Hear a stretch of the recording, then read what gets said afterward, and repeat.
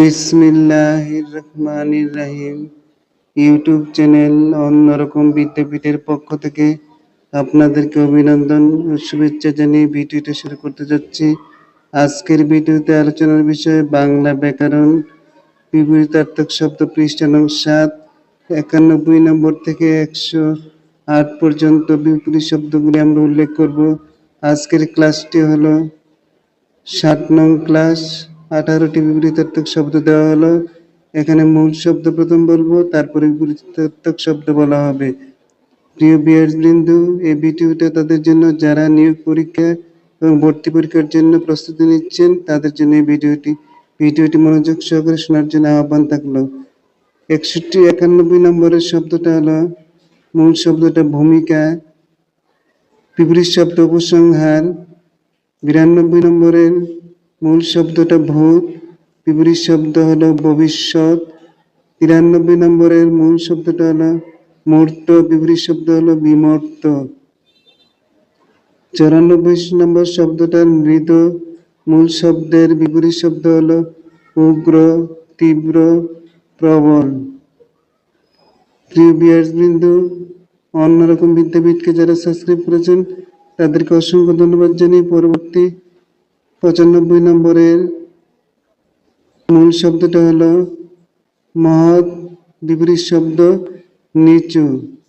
97 নম্বরের শব্দটা হলো মাগনা, বিপরীত শব্দ কষ্টার্জিত। 98 নম্বরের মূল শব্দটা হলো মলিন, বিপরীত শব্দ হলো উজ্জ্বল। 99 নম্বরের শব্দটা হলো যশ, বিপরীত শব্দ অবযশ। 100 নম্বরের মূল শব্দটা হলো যুক্ত, বিপরীত শব্দ হলো বিযুক্ত। 101 নম্বরের মূল শব্দটা হলো যাযাবর, বিপরীত শব্দ হলো গৃহী। 102 নম্বরের মূল শব্দ হলো রমণীয়, বিপরীত শব্দ হলো কুৎসিত। 103 নম্বরের শব্দটা হলো রাম ছাগল, বিপরীত শব্দ হলো পাতি ছাগল। রাম অর্থ বড়, পাতি অর্থ ছোট। 104 নম্বরের মূল শব্দটা হলো লঘু, বিপরীত শব্দ গরু। 105 নম্বরের মূল শব্দটা লেখ্য বা লেখা, বিপরীত শব্দ কথ্য বা বলা। 106 নম্বরের মূল শব্দটা হলো লুপ্ত, বিপরীত শব্দ সৃষ্টি বা অস্তিত্ববাদ। 107 নম্বরের শব্দটা হলো লিপ্ত, বিপরীত শব্দ নির্লিপ্ত।